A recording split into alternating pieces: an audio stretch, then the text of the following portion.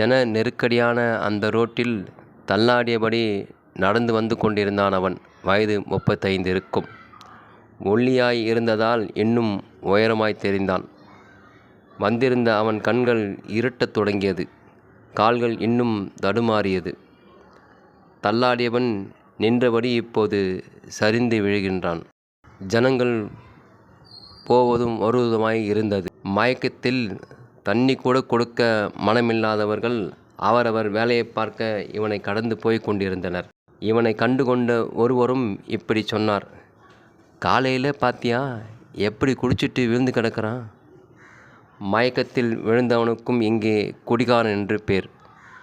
அப்போது ரோட்டை தட்டி தட்டி வந்து கொண்டிருந்த பார்வையற்ற துரைக்கண்ணோட ஸ்டிக் விழுந்து கிடந்தவனின் காலில் பட்டதால் ஒருவர் இங்கே விழுந்து கிடக்கிறார் என்று பார்வையற்ற அவர் சற்று தள்ளி போகிறார். வருவோர் போவோரும் குறையவில்லை. போதாக்குறைக்கு அவன் விழுந்து கிடந்ததற்கு எதிரே ஒயின் ஷாப் 12 மணிக்கு திறக்கப்பட்டது.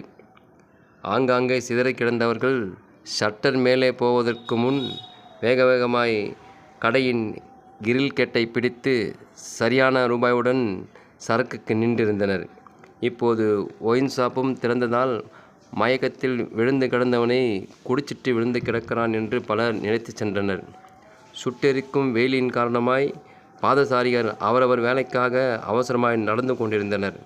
இலவச தண்ணீர் வைத்திருந்ததில் சிலர் தாகத்தை தளித்து சென்றனர். அந்த தண்ணீரையும் எடுத்து விழுந்து கிடந்தவனுக்கு ஊற்ற மறந்தும் சென்றனர். சூரியன் மறைந்து வேலைக்கு சென்றவர்கள் வீடு திரும்பி கொண்டிருந்தார்கள். விழுந்து கிடந்தவன் காதருகே பாறைவற்றவனான துரைக்கண்ணு கையில் இருந்த ஸ்டிக் தொடுகிறது. துரைக்கண்ணு அங்கேயே நின்றார். காலையில் வேலைக்கு போகும்போது இருந்தாரே, அவரேவா இவரு என்று நினைத்து கொண்டு ஸ்டிக்கால் தட்டியபடி கொஞ்சம் தூரம் நடந்த துரைக்கண்ணுக்கு ஏதோ ஒரு கடை இருக்குன்னு உணர்ந்து அங்கே போய், அங்கே விழுந்து கிடக்கிறாரு, அவரை தேடி யாரும் வரலைங்களா? காலையிலேருந்து இங்கே தான் விழுந்து கிடக்கிறான், இது வரைக்கும் யாரும் வரல. உனக்கு என்ன வேணும் சொல்லியா? ஒரு தண்ணி பாட்டில் கொடுங்க. கொடுத்த பணத்தில் தண்ணீர் பாட்டிலையும் சில்லறையும் வாங்கி கொண்டு விழுந்து கிடந்தவன் அருகே சென்றார். தண்ணீர் பாட்டிலை திறந்து கொண்டு துரைக்கண்ணு தன் கைகளால் விழுந்து கிடந்தவனின் முகத்தை தடவி வாயருகே பாட்டிலை வைத்து மெல்ல தண்ணீர் ஊற்றினார்.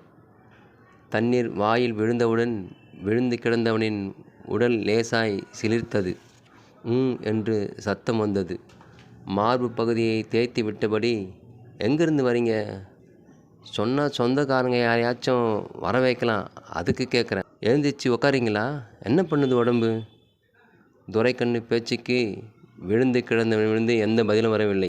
கை வைத்து இருந்ததில் வயிற்றுப்பகுதி மேலும் கீழும் அசைவதால் நல்லாத்தான் மூச்சு வருதென்று 108க்கு ஃபோன் பண்ண தன் பட்டன் ஃபோனை எடுத்து 108 என்கிற எண்ணை அழுத்தி எதிர்குரலுக்காக காத்திருந்தார் துரைக்கண்ணு. கொஞ்ச நேரத்தில் 108 நிறுவனத்தின் தொடர்பு கிடைக்கின்றது. தான் இருக்கின்ற இடத்தின் முழு முகவரியும் சொல்லி காத்திருக்கிறார் துரைக்கண்ணு.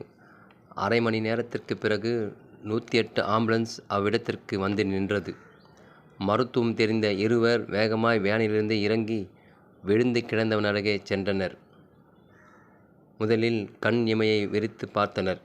பின் கைகளின் நாடி துடிப்பை கவனித்தனர். விட்ட பிறகு கை தொப்பென்று கீழே விழுந்தது. இப்போ கொஞ்ச நேரத்துக்கு முன்னதான் இறந்திருக்கிறாரு சொல்லி நிமிர்ந்து பார்த்தவர்கள் கண்ணில் துரைக்கண்ணு தெரிந்தார். நீங்கள் தான் ஃபோன் பண்ணதா? ஆமாங்க. கொஞ்சம் முன்னாடியே ஃபோன் பண்ணியிருந்தா ட்ரீட்மெண்ட் பண்ணி காப்பாற்ற முயற்சி பண்ணியிருக்கலாம். லேட் பண்ணிட்டீங்க சொன்னவர்கள் ஆம்புலன்ஸில் ஏறியதும் அங்கிருந்து ஆம்புலன்ஸ் வேகமாய் கிளம்பி போனது. காலையிலேருந்து விழுந்து கிடக்கிறான், பக்கத்தில் இருக்கிற சொந்தக்காரன் நமக்கு தெரியாமல் போச்சாடா. யாரோ உறவினர் வந்திருப்பதாய் புரிந்து கொண்ட துரைக்கண்ணுக்கு பெருசாய் எதிலோ தோல்வியுற்ற மனசாய் மாறியிருந்தது. சோகத்தில் மெதுவாய் தட்டி தட்டி இப்படி நினைத்தபடி நடந்தான். காலையிலிருந்து விழுந்து கிடக்கிற ஆளை எத்தனை பேர் தாண்டி போயிருப்பாங்க. அதில் ஒருத்தர் யாராச்சும் கவனிச்சிருந்தா கூட செத்துப்போன இந்த ஆளை காப்பாற்றிருக்கலாமே. மயக்கத்தில் இருக்கிற மனுஷனுக்கு தண்ணி தரது கூடவா மனசு இல்லாமல் போச்சு. இதே இடத்துல ஒரு ரூ. 2000 நோட்டு இருந்தால் அதை கண்டுக்காமல் போயிருப்பாங்களா? மனுஷன் உயிர் இவ்வளோ மலிவாக போயிடுச்சா?